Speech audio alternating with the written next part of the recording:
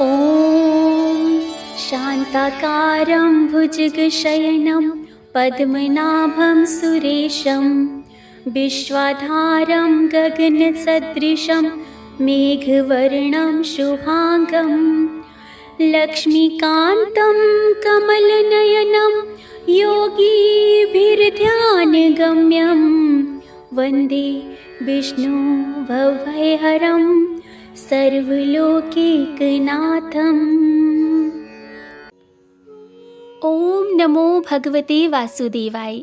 भगवान श्री हरि विष्णु की कृपा सदा सर्वदा आप सभी के परिवार पर सपरिवार बनी रहे। आपके परिवार में कभी भी कोई कष्ट न आए। भगवान श्री हरि विष्णु स्वयं हम सभी के परिवार की रक्षा करें। तो भक्तों, कल हमने सुना था 9वां अध्याय और आज हम सुनेंगे 10वां अध्याय।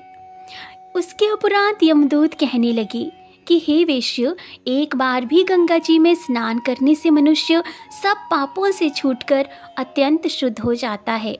जो मनुष्य गंगा जी को दूसरे तीर्थों के समान समझता है वे अवश्य नरक में जाता है। भगवान के चरणों से उत्पन्न हुई गंगा जी के पवित्र जल को श्री शिव जी अपने मस्तक में धारण करते हैं। वह ब्रह्मा जो संदेह रहित प्रकृति से अलग और निर्गुण है, ब्रह्मांड में उसकी समानता भला किससे हो सकती है। गंगा जी का नाम हजारों योजन दूर से ही लेने वाला मनुष्य कभी भी नरक में नहीं जाता है। इसलिए मनुष्य को अवश्यमेव गंगा जी में स्नान करना चाहिए। हे वेश्य, जो ब्राह्मण दान लेने का अधिकारी होकर भी दान नहीं लेता वे आकाश के नक्षत्रों में चंद्रमा के समान है। जो कीचड़ से गऊ को निकालता है, जो रोगी की रक्षा करता है या जो गौशाला में मरता है वे आकाश में तारा होता है। प्राणायाम करने वाले मनुष्य सदैव उत्तम गति को प्राप्त होते हैं। प्रातः समय स्नान के पश्चात जो 16 प्राणायाम करते हैं वे घोर पापों से बच जाते हैं। जो पराई स्त्री को माता के समान मानते हैं उन्हें जीवन में कभी भी मृत्यु उपरांत यम की यातना को नहीं भोगना पड़ता है।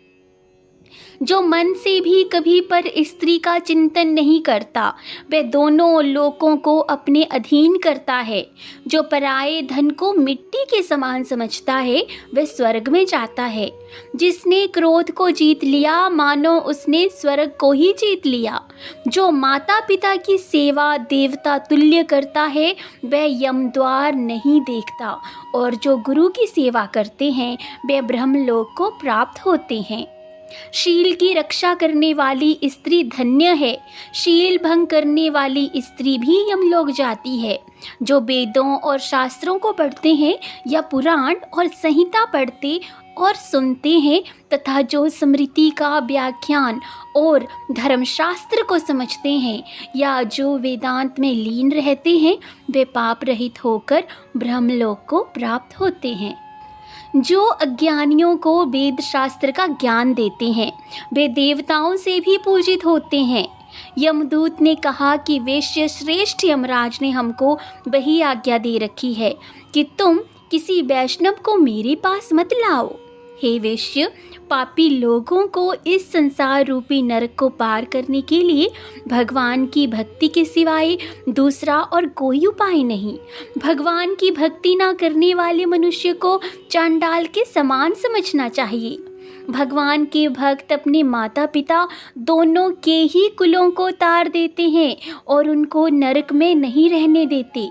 जो मनुष्य वैष्णव का भोजन करते हैं वे भी भगवान की कृपा से श्रेष्ठ गति को प्राप्त होते हैं। बुद्धिमान को सदैव वैष्णव का अन्न खाना चाहिए। इससे बुद्धि पवित्र होकर मनुष्य कभी भी कोई पाप नहीं करता। गोविंदाय नमः इस मंत्र का जाप करता हुआ जो मनुष्य मृत्यु को प्राप्त होता है वे परम धाम को प्राप्त होता है। इसमें किसी भी प्रकार का कोई संदेह नहीं है। जो मनुष्य ओम नमः भगवते वासुदेवाय इस द्वादशाक्षर मंत्र या ओम अष्टाक्षर मंत्र का जाप करता है उसके ब्रह्म हत्या इत्यादि बड़े से बड़े पाप भी नष्ट हो जाते हैं। तो आज हमने सुना 10वां अध्याय, साथ ही अब हम सुनते हैं विष्णु स्तुति।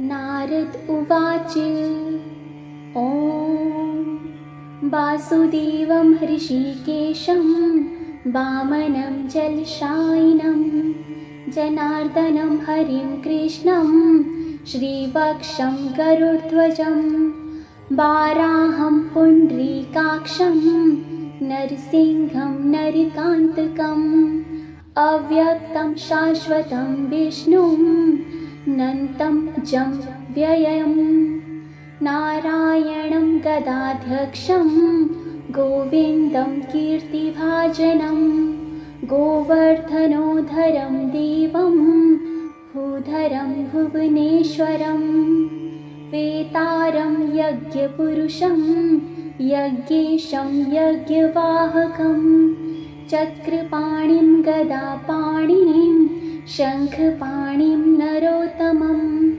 वैकुण्ठं दुष्टदमनं भूगर्भं पीतवाससं त्रिविक्रमं त्रिकालज्ञं त्रिमूर्तिनन्दिकेश्वरं रामं हयग्रीवं भीमं रौद्रं भवोधभं श्रीपतिं श्रीधरं श्रीशं मङ्गलं मङ्गलायुधं दामोदरं दमोपीतं केशवं केशिसूदनं वरेण्यं वरदं विष्णु मानन्दं वासुदेवजं हृणैरेतसंदीप्तं